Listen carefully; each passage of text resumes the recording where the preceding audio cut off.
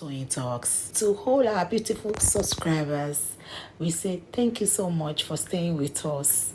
And you are new here, we are happy you find us. Please don't forget to like, subscribe, and hit the notification bell so you will be notified for more upcoming videos. In the comment section, please no derogatory comments. Thank you all for watching. Till I will see you in my next video. Stay safe, stay blessed. I love you all. Bye.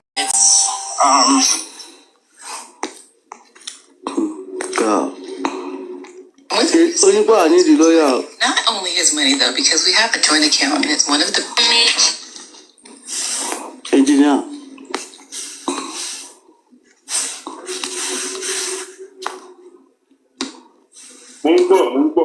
My job. Yeah, I need the lawyer. Go to Musu and try again. The music.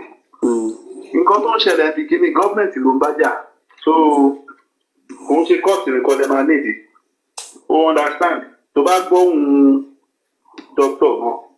Nǹkan tó ń tà láti sọ nìyẹn. So, there are so many things láti ṣe. Irú ẹ̀ ni Yomi Fabiyi wá tó wá ṣe yẹn.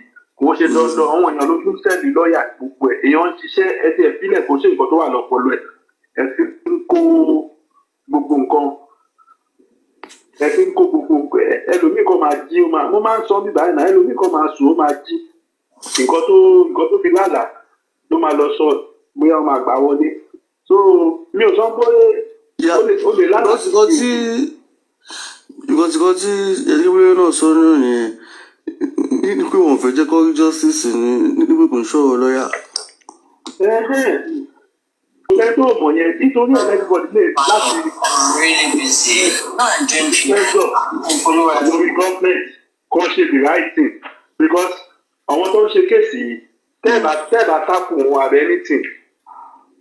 Wọ́n á gbọ́ ìdájọ́ tó máa hùn wọn ni wọ́n á dẹ̀ dán wọ́n ò wí kò sí nǹkan tó máa ṣẹlẹ̀. But tó bá sì rí àwọn èèyàn pé wọ́n ń sọ àwọn èèyàn join sí àwọn notable people ní àwùjọ àwọn náà ti ń sọ̀rọ̀ ẹ̀. Ó ní bẹ́ẹ̀ ṣẹ̀ṣẹ̀ kú ṣe náà kíkọ́ tábìlì nìyẹn. Àwọn èèyàn kan bóyá wọ́n jáyà pé táwọn kan bá wọ irú Yomi Fabiyi sí. Because of the kind of country we're in, right, and the powerful forces that always suppress justice. Bí Yomi ṣe wọlé sí àwọn kan wà wọn ò lè ṣe tó mọ̀ wọn ò lè rú mọ̀ irú Yomi sí tó bá ṣí kámẹ́rà lálẹ́ yìí sí àwọn kíláìsì yàn kan ibẹ̀ ló máa lọ àbí kò ṣe bẹ́ẹ̀. Ṣé kò náà fún justice ni. Wo the music inú ẹ̀ ni kò mọ èèyàn burúkú pọ̀ náà ìjà ẹgbẹ́ mi lọ́kùn ẹ̀ mọ́ kò fẹ́ justice ní ọkùn ẹ̀ nínú ọkùn ẹ̀ so ìwọ ló mọ pé òun wá kíní ìwọ ló mọ reason tó ṣe ń wá bọ́ gbé ẹ tó wà 100% clean wà lọ́tùlá àwọn ẹ̀kọ́ ló máa tako ẹ̀ pé kó máa ṣe. Because of the kind of country we're in, right, and the powerful forces that always suppress justice. Mohbad was the first person to provide. Dele Giwa died when the prosecutors and who were behind it. There are many, even Bola, my governor, and once power minister. Now, look at how the entire thing of commercial and terrorist by Deborah Konisokoto Shileka, all lawmakers had to say, any of the lawmakers in Lagos have spoken about Mohbad. Nobody has spoken about Mohbad, not even the presidency. You know, they have never even tweeted Mohbad, like on their handle. When she press conference, she won't tweet it. The minimum on day Benjamin on day. When is the press conference? When is the press conference? Look at what we are doing in Nigeria. Look at where we are. At the end of the dialogue, Bani Yawumi. Toba will press conference on her. He says. Toba will press conference on her. He said something. He said the homicide case. I'm going to describe nurse. Only the nurse gave him certain medications, and he said that is what we're handling in the homicide case. So once they declare the homicide, but once he saw and to cause homicide. Shepherd got me fin Jan Yang by November, declare Mohbad's case a homicide. They have not written it down and called it a homicide. He just mentioned that word. So it's a homicide. Reopen the cold case and let us investigate it. And this is the reason why I can't get this story in the international area. Okay. You know that sọ ni pé èyí tá máa fi ṣẹ̀ṣẹ̀ máa gba lọ́ọ̀yà mi ni pé kí wọ́n rí open case yẹn again kí wọ́n tún investigation yẹn ṣe bí nǹkan táwọn bàbá náà ṣe náà nìyẹn. Ṣé ó ti yé engineer kí ni ẹ̀dọ́ wà lára àwọn nǹkan tí Yomi náà ṣe báyìí. Ilé simple gan, ó simple gan. Táìmù táwọn èèyàn fi argue. Táìmù táwọn èèyàn fi argue pẹ̀lú ra wọn. Ẹ̀yin kan ṣe bẹ́ẹ̀ pé ayé pé ẹ̀yin lẹ mọ̀ jù. Ẹ wá nǹkan tẹ̀lé ṣe. Bó jẹ́ media, bó jẹ́ protest, bó jẹ́ kìnìún kan. Ẹ wá nǹkan tẹ̀ máa ṣe jẹ́ pé ó máa fi kọ́ lọ́wọ́ èèyàn. Bọ́ ayé àwọn èèyàn kan já ń pà. Táwọn rí bá tí ìṣe tó bá wọlé tó bá dúró tán ó ti jẹ́ káwọn ẹ̀kan wà useless. You understand? Ìrù tẹ́lómi náà bá ti wọlé náà. Àwọn ilẹ̀ máa gbọ́ràn sí lẹ́nu. Ìgbà wo la fẹ́ ṣe yẹn dàbá rẹ̀? Pọ́blẹ̀mù ta ní nìyẹn. Bọ́lá fi ṣùgbọ́n kọ́ báyìí. Ẹ ti kọ́ sọ pé ó gbà ní náà. Ṣé ìwọ tó ti di local champion lo èèyàn kan wá dé bó ṣe dé? Àwọn olólọ́ Báyọ̀mí. Are they not the same people to the power me by? So that is it. So sentiment wọn máa fẹ́ tà. Ìyẹn dẹ̀ yóò láì díẹ̀ tó ti fẹ́ gbé wá. Idea ẹ̀ sìn. Ó lè máa sọ̀rọ̀ dáì. Kí Yomi ká fi ìṣiṣẹ́. Kọ́ fi sílẹ̀ gan. Ó ṣe nǹkan tó bá máa ṣe. Ìwọ tó bá láì díẹ̀ lọ ṣàìdí ẹ̀. So tó ká máa bá wọn fà. Ìgbà tí Kemi tó yà sọ sí ni pé ká máa bá wọn ká máa fà tá a ṣe ń fa gọ́ọ̀mẹ̀ntì. Níbi kí wọ́n tún kíkiri yẹn ṣe, that's the only solution. Because she said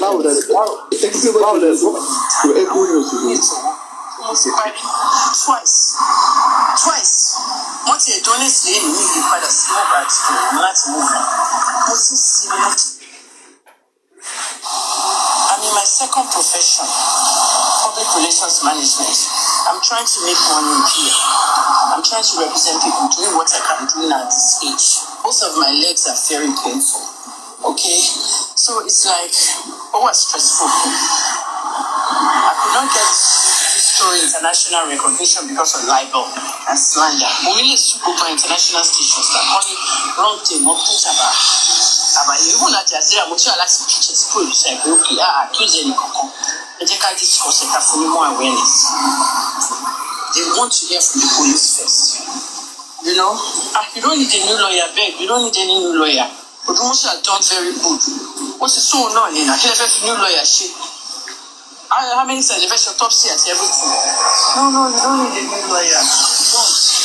I can't even get international media because anytime when they're dead, the international media has to speak to the police. So, you know that's what you are in that about, engineer. Ó ní pé I need a new lawyer. Ní pé a kàn need àwọn police kí wọ́n tún investigation yẹn ṣe so that kí ni màá lè wà valid ní international. Ó máa jẹ́ homicide case tó wà because now wọ́n ti fẹ́ ju kúrò lórí side. Ìkọ̀kọ̀ náà la àwọn èèyàn wá lò ní jẹ́ kí kí ní impossible pẹ̀lú gbogbo. No ẹ̀bùn tó sọ nù wọ́n ní pé ó ṣì wà ní homicide ní pé but kan tó kọ síbẹ̀ ń pe nurse àtàwọn kìíní so wọ́n ní láti ṣe investigation yẹn again nǹkan táwọn dára sọ nígbà ká má wò sí owó fún lọ́ọ̀yà bọ̀ ń bá wọn sọ pé ọ̀la. Brother, mo rí kankan gan nígbà sí o nínú CCC bàbá sọ pé òun rí injury lọ́wọ́ ọmọ ẹ̀ pípé small injury. Small injury kó má ṣe injury ọwọ́ yẹn náà nìyà ó lè jẹ́ injury ọwọ́ yẹn náà. ọwọ́ ló sọ so mo ti confirm yẹn báyìí. bọ́ ẹdún náà kò yé mi mọ́. ẹnjìnà ìbò ni wọ́n ti rí sí ti sí o. ṣé jíwò ń ṣe tí fake ló ń kàṣà. wọ́n ṣe fake. ó Engineer, where you get your own CTC? Èèyàn ló send ẹ̀ sí mi. Mo kókò ń ṣèyàn. Ìbò lẹ tí. Street fashion. Tí bàbá fi lè sọ pé àwọn rí ń dùn apá. Báwo ni àṣà rí ní ìtọ̀hún? Tọ́ pé bàbá àti àwọn rí kinní. Mo ṣọ́ pé bàbá yẹn sọ o, bàbá yẹn ò sọ rí o. Tẹ́lẹ̀ mo sọ pé bo ni engineer ti rí kí lọ sí ń pè tọ́jú rẹ̀. Ẹ má lọ ka sí alábà o. Nígbà tí mo sọ fún èèyàn kan lánàá pé ó ní o like engineer wọ́n máa di the next 24 hours engineer tún lè lọ gba Yaba. Because ìbáyìí sìn bàbá ò tí ì sọ nípa àwọn orí kóòtù o.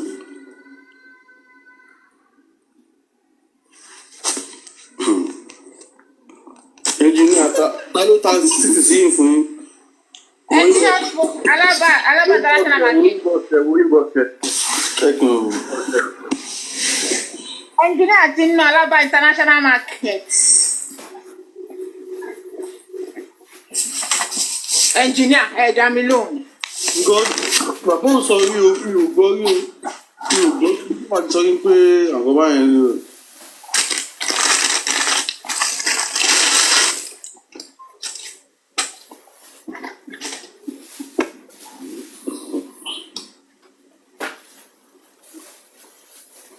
Ẹ ṣọ́ra fún engineer kó má lọ gbé Alaba wọlé fún wa o.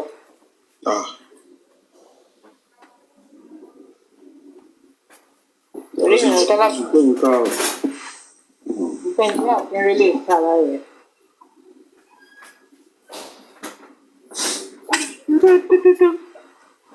Àwọn fúnde sí. Mi ìmọ̀ kan tó ṣe íńtánẹ́ẹ̀tì mi ó kàn ń já mi. Ẹjọ́ ẹ̀yin tẹ́tí ká CCTV rí ẹjọ́.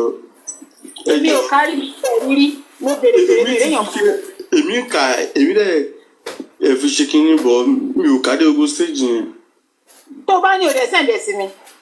Mi ò ní lọ́wọ́ báyìí mọ́ mi ò ní. Original wọn là ń wà kó ṣe tẹ engineer o.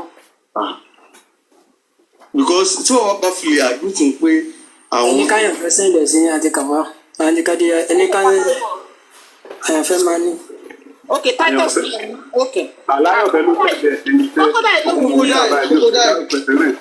Please come on, please. Mo believe crocodile. Is it true that Baba said that he saw stab wound on Mohbad and is it true that Wunmi said that he has a wound on her hand also? Crocodile, please help me.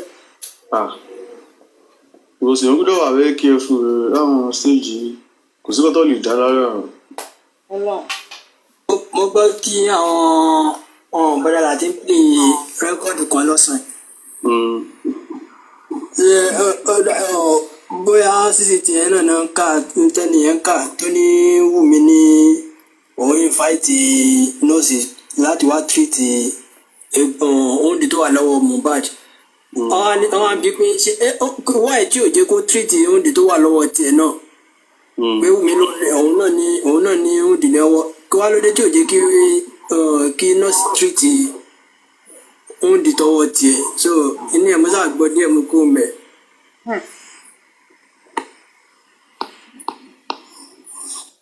Lọ sọ́dọ̀ olórí ẹbí.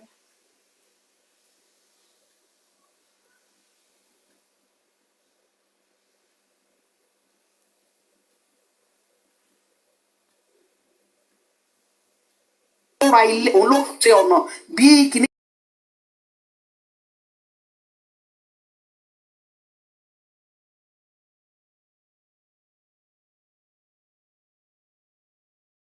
He don't cast. Okay? This dude, he don't cast. Dr. Abati, yesterday, we took a story. There is a strange character of Bola Ahmed Tinubu. The character of telling lies to Nigerians. The character of telling lies also to the global community. Tinubu started telling Nigerian lies, or I would call it a propaganda, right from the day he was inaugurated. Thereafter, he went to the United Arab Emirates, where he told Nigerians that he had a deal with the government of the UAE about the visa restrictions on Nigerians. So many Nigerians were happy. They applied for visa and they were denied visa because, as I speak to you up to today, after 1 year, Tinubu said he had a deal that they have lifted the ban of the visa restriction. The ban still persists up to today. So what is the essence of telling your citizens lies? Now, Tinubu is also under fire after lying that he have secured a 600 million investment on Lagos Port. He's under fire because when the said person, the author, who is supposed to come to invest in Nigeria that had meeting with Tinubu, denied that the meeting they had is not all about investment, that they never had a deal to come and invest $600 million on Nigerian seaport. Bayo Onanuga, the presidential spokesperson, deleted the tweet he tweeted. How many times are we going to be deleting tweets, repost, delete, repost, try to deny or try to, deceive Nigerians about what does not exist? Now, on Arise News Morning Show, Rufai Oseni has reacted in a different way about this incident. Listen to what he said. He don't cast. This dude, he don't cast. Dr. Abati, yesterday, we took a story when Nuhu Ribadi was talking about disinformation. And I said something profound, like I'm a soothsayer, that the government should desist from disinformation and misinformation. Dr. Abati, I submit to you, do you not see it is this government that is purveying misinformation and disinformation as we speak? A deal that was never signed, a deal that was never articulated, you went ahead and reported that the chairman of Maersk made that deal with you on the sidelines of your meeting in Saudi Arabia. Then Lloyd's List. Lloyd's is one of the most authoritative websites when it comes to anything shipping. They also, I'm sure they probably also run the Lloyd's Register. Came out and they debunked the story. In the pain and everything, instead of you to offer an apology, anyway, Mr. Bayo Onanuga, like they say in social media parlance, he did Phil Foden. He folded. He went back, he deleted that message, that misinformation. As he should. Then some of their propagandist bandwagon had the temerity to bring out this video that didn't even talk about an investment, talk about a proposal that was done in February as against something that was announced. I mean, how much will government stop spreading misinformation on social media? Because when Nuhu Ribadu was talking about spreading misinformation, is this not obvious? Just like we had in the Dubai case, that it took a brave journalist to debunk it by calling the Dubai authorities. It has gotten to a point where if you have any of these foreign announcements, what do you do now? You need to talk to those foreign bodies that they made the announcement with to be able to get to the root of the matter. If Maersk had not been asked, and stellar job, Rotus, I commend you, second time I commend you Rotus today. Rotus had to go ahead and send a message, say they can't comment on any investment. If it was something they were happy about, they were going to comment on it. So it speaks volumes of what we should do, and let us do it, right? We can't keep doing this and spreading misinformation. Okay, I'll be very brief. You see, there's something they call test of English as a foreign language. I know that. TOEFL. Yes. So English language is a very tricky thing for people for whom English is not the first language. That's my first point. Now, Ajuri said the Nigerian government secured, right? It probably, in its mind, doesn't mean that a deal has been struck. Mr. Onanuga, in the tweet that he deleted, said plans to invest. Like a proposal, yes. Right? So, Mr. Onanuga, when there was this pushback, deleted the tweet. And I think also he went on television to say, he didn't say they have said they will invest, but that they plan to invest. Now, Maersk, in their own statement, said, we'll continue to dialogue with the Nigerian government. We're committed. We've been doing business in Nigeria for a very long time, and the ongoing dialogue with the Nigerian government is in order, but no deal has been signed. Obviously, if a deal was signed, we will have seen the ceremony. Yes. Now, to the basic issues. That article by one Richard Mead on the Lloyd's List, I went through it. Yes. Yes, he said Maersk did not say that any deal was signed, But he also provided an explanation that Maersk, the Danish shipping giant, that they are going to have their announce their quarterly earnings, first quarter earnings, on Thursday. And of course, that would generate the interest of investors and all that. And that one of the reasons is that they don't want to run foul of any regulatory issues. So how do you go and tell your investors that you have already promised or you have committed yourself to a $600 million package in Nigeria? Yes, of course, at that meeting, questions will be asked. Investors will ask questions. So he provided that alternative explanation. And then in some of the things you read, their share price, their stock equity was affected. It dropped by 4%. So there are regulatory issues here. There are, business considerations here. But the more important part of it is that those who issue statements on the part of government should not be over-enthusiastic. Yeah. Each time President Tinubu travels, our people are always very eager to come out and say, we have secured this amount, we have secured that amount. Yeah. So I think there's also something about the use of English language here. Why not just say it as it is and say there was a dialogue, there is but to go ahead and say a deal has been secured. No, they will say no, it didn't happen. Secure, yes. I have told you that it's about English. I want to assume that if you have the position as a spokesperson of the president, your use of English should be almost at 100%, should be excellent. If we gave you TOEFL to pass, there should be not. I think it's a disservice to a jury to say that he doesn't speak English properly. You're very terrible. What you just do that? You're a terrible person. Rufai, hold on. Rufai, hold on. My main issue. English language. They have said it now, Rufai. The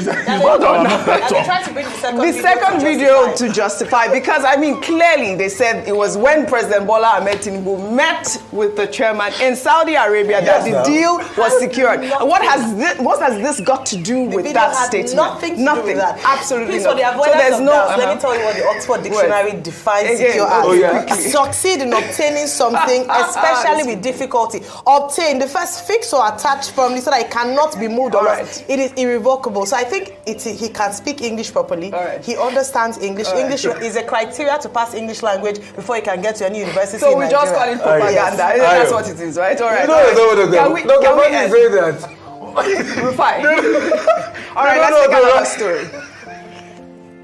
You guys have done justice. Well, all right. Presidency has come under fire on social media after officials of Danish shipping company AP Moller Maersk on Tuesday denied a $600 million investment deal with the Nigerian government. Well, on April 28th, Special Advisor to the President on Media and Publicity, Ajuri Ngalale, in a statement claimed that Nigeria secured a $600 million investment to expand existing port infrastructure to accommodate more container shipping services in Nigerian ports. Well, according to Ngalale, Robert Ugla, chairman of AP Moller Maersk, made the investment commitment during a meeting with President Bola Ahmed Tinubu on the sidelines of the World Economic Forum in Saudi Arabia. But according to Lloyd's list on April 29th, the $600 million investment in Nigeria, as stated by the presidency, was news to Maersk. The report added that the company's chairman,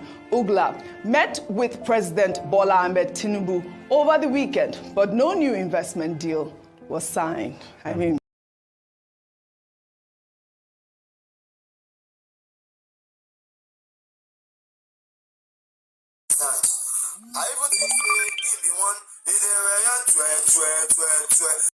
Torí burúkú bó ṣe ń pe $10,000. Owó yẹn ti wọ̀ lójú wo bó ṣe ń pe $10,000. Owó yẹn wọ̀ lójú. Aláyé ẹ̀bà mọ́. Ọmọ rẹ̀ ní ọmọ sọ́sọ́ bí owó ọmọ ìlẹ̀kẹ̀ bí Yúrẹ́mí. Ọmọ sọ́sọ́ bí owó ọmọ ìlẹ̀kẹ̀ bí Yúrẹ́mí. Ọmọ rẹ̀ ní olórí olórí burúkú aláyé bàjẹ́ aláyé bàjẹ́ aláyé àbámọ̀ aláyé bẹ́lẹ̀bẹ̀ orí dédé yìí ti bàjẹ́ kò lẹ́ni bá yín sọ̀rọ̀ gidi ayé yìí ti bàjẹ́ ayé gbogbo yìí ti bàjẹ́ olórí burúkú ṣé bí ìwà tí kò ní bàjẹ́ rẹ̀ ń jà sóbò wù mí kò ní bàjẹ́ dẹ̀ ti fòbó wù mí lẹ́ẹ̀fún ìwọ wá fẹ́ yí kwana má yí kwana sílẹ̀ wá lọ yí kwana síwájú fáwọn yí kwana síbí èmi náà ni màá fẹ́ èmi náà ni màá dó ṣó wá ń sunkún ni ṣó fẹ́ dó mi again ni ṣebí torí pé òrí Mohbad ìṣòro náà tó ṣe ń sunkún ṣó tún fẹ́ dó mi ni olórí burúkú ọmọ tó ti ṣàpàdé ṣó fẹ́ dó mi ni ogun kọ́dé òrùn Dele máa dú ẹ irú mu la fi ń wéwù olórí burúkú èyí sì náà béèyàn bá máa fá ṣàlà náà ó gbọ́dọ̀ tẹpámọ́ṣẹ́ kó máa ṣọ̀lẹ tẹpámọ́ṣẹ́ máa ṣọ̀lẹ béèyàn bá máa dá ṣàlà onítọ̀hún àtẹpámọ́ṣẹ́ àbàtì tẹpámọ́ṣẹ́ máa ṣọ̀lẹ àmọ́ ṣákẹ́ tó dóra yìí jẹ́ kó ṣòpó tán àbàtì jẹ́ kó ṣòpó tán kẹ́ tó máa dóra yìí o léwu o ìwọ rẹ̀ máa kú o kó o bá jẹ́ kó ṣòpó tán kó o bá dó àbàtì o máa yí kwana ní o àbàtì kó o bá jẹ́ ká ṣànà ṣòpó tán kó o tó kó o bọ̀ ń dì o máa ìwà oníṣòwò máa kú fífi o máa kú fífi pátápátá ráúráú ló máa kú o jẹ́ kó ṣòpó tán kó o tó máa fokó rè nídìí o ó lè wọ tó rà ń wí yín lẹ́sẹ̀ orí kúkú ló máa ṣe olórí burúkú à ń wí ẹlẹ́sẹ̀ yóò jẹ́ kó ṣòpó tọ́kọ̀ tó máa tó fòkò ní ìdí o ẹ má ṣe káwọ́ àgbẹ̀lẹ́sẹ̀ yìí o àbàtì ẹ má ṣe káwọ́ àgbẹ̀wò ó léwu ó dẹ̀ yọjú kọ́kẹ́ tó lè ṣe kámẹ́rà dàrú ó dẹ̀ yọjú kọ́kẹ́ tó lè ṣe kámẹ́rà dàrú ó léwu o Mohbad kò ní gbá yín àwọn àṣànà Mohbad kò ní gbá orí o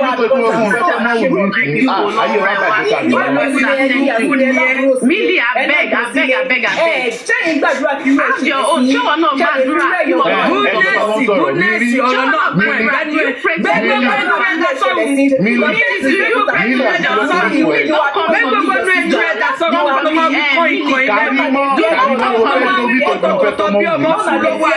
do not even come to me kí o mọ̀ kí o mọ̀ ọjọ́ wo ló dáyé ọjọ́ wo ló dáyé ká sọ̀rọ̀ àkàyébáyé kò ná ìjọ wo ló dáyé ó rí pé nílá ìyálà ìyá yìí gan ti panu mọ́ I am not going to marry you. I am not going to let you to fuck me, Karimot. Look, Millie, please. If I don't come for you, don't come for me, please. I don't. I will marry Omowumi. Yes, I will marry her. Karimot, okolo kudanu. Àbàtì ó ti tó ìwọ́gbọ́n láti di níṣà àbàtì ṣe náà. Ìgbọ́n ti ẹ̀ bí mi inú tó fẹ́ dó mi olórí burúkú ni ẹni. Ó ti tó Àbàtì òkòbó ni ẹ òkòbó ni ẹ ò lè olórí burúkú ni wọ ẹni. Ó lè ṣe bó ti gbọ́nú tàn kó òkòbó ni ẹ. Wọ́n wá pé kó o bá lè kó tó o bá fẹ́ ṣe é ṣe kó lọ fọ́pọ́. Lọ́jọ́ kò ti dadi Jordan kò fi mí sílẹ̀. Èmi ló máa fẹ́ mọ́ òun mi mo dẹ̀ máa fẹ́.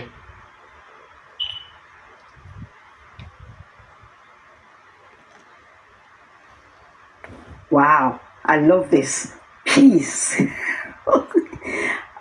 Peace. Ẹ jẹ́ ká sọ̀rọ̀ tó wà important. Not pé ká kàn máa tanu síra wa anyhow, you know. Ẹ jẹ́ ká sọ̀rọ̀. Miss the light. Have your opinion, and I'll have my opinion. Hold on, Abati, please. Hold on. Please. Look, gbogbo argument, gbogbo banter or whatever, go make any sense. I swear like to God. It's not necessary. Gbogbo nǹkan tẹ́ sọ látàárọ̀ ṣe mí tí ẹ lè mú kankan dání nínú ẹ̀. It's just a total waste of time to be honest.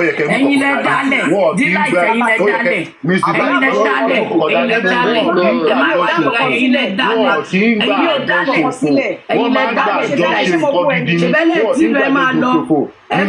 ṣé platform ẹ̀yin lẹ dálẹ̀ platform ẹ̀kọ́ ni mo wà náà. Oh, le ní kí n máa lọ if I'm ready to go, I will go. Jókòó, àmọ́ ilẹ̀ dálẹ̀. Ilẹ̀ dálẹ̀. Can't we be Shibu? Ṣọ́ndí fún Amẹ́ríkà ni, Ṣọ́ndí fún ní Canada ni. Abati, please don't answer her. Please, ṣé wọ́n máa ń ní àìsàn ní Canada ní Fálò ń dá Canada. Ìfálò ń dá Canada. Ìfálò ń dá. Bàbá onífá ni ẹ́. Stick to your opinion and let me stick to my opinion. Ó ti ń sunkún bẹ́ẹ̀, ó ti ń sunkún.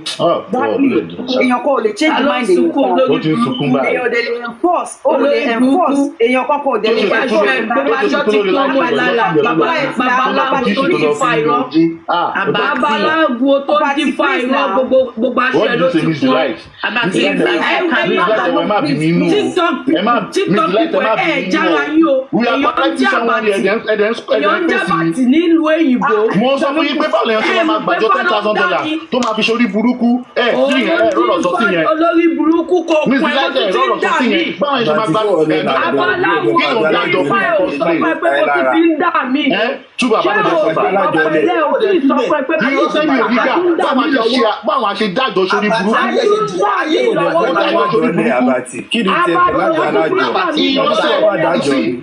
Agbọ́dọ̀ ṣe accountability lórí àjọ yẹn. Agbọ́dọ̀ ṣe accountability. A tún ti ń dájọ́ mi lọ́wọ́ ó yá lọ fún $10,000 tó lọ sọ pé ó fi ṣe kéèkì. Agbọ́dọ̀ ṣe accountability lórí ẹ̀. Nítorí o fẹ́ jà wá lólè ni. O fẹ́ jà wá lólè ni o fẹ́ ká dáwó fún ẹni. Àrímọ́ fún Abati ní líǹkì àjọ ẹ jẹ́ kóun náà join ní àjọ. Irọ́ o. Mo jẹun ní ẹni tó bá jẹun tó yó tó jà sí elébi láàárín oṣù mẹ́ta. Irọ́ ni kò tó tọ́lá àti gbàjọ wọ́n ṣàrùn gbogbo ẹ̀ nítorí pé orí payé ẹ̀ ti fẹ́ bàjẹ́ tán. Ó ṣàdájọ́ ìgbẹ́ni tó dájọ́ ló ń kájọ. Ẹni sùúrù ìgbà táyé ẹ̀ ti fẹ́ bàjẹ́ tán ẹ̀ understand ó ẹ̀ ṣàwọ̀ pé kí ni kọ́ta lè fún ọ̀pọ̀ tá máa fi dá lóhùn. Èmi ló ṣì máa wá dọ̀bálẹ̀ fún tó máa wá tọrọ ọmọ lọ́wọ́ ẹ̀ nígbà tẹ́ bá dóra yín lórí tán. An outcast náà wọ́n ọmọ ẹbí nìdílé Wùmí ò recognize ẹ̀. Wọ́n ò tí ì bí ẹ dá. Wùmí ò recognize ẹ̀. Nígbà tẹ́ bá fẹ́ra yín tán tẹ́ fẹ́ra yín tẹ́ dóra yín lóyún tán. Tó bá ti bí ẹ̀dá yẹ kiri ẹni bí wẹ́ẹ̀dì yẹn tí ẹ̀ mo máa fọ mọ́lẹ̀ ni. Èmi ló ṣì máa wá tọrọ ọmọ lọ́wọ́ ẹ̀ mọ́lẹ̀. Tọ́ba bí ẹyẹ kiri ẹ bẹ̀. Tọ́ba ti bí ẹyẹ kiri ẹni bí wẹ́ẹ̀dì wa. Babaláwo tó ń dífá ọ̀run ní Canada. Babaláwo Canada. Àná ta lànà ilé òkú ṣàná wọ́n mọ̀ rí ilé ọmọ òbí. Wọ́n mọ̀ rí ilé òkú ṣàná. Alẹ́ mi ló ṣì máa wá tọrọ ọmọ lọ́wọ́ ẹ̀. Tí bá ti lè fọ́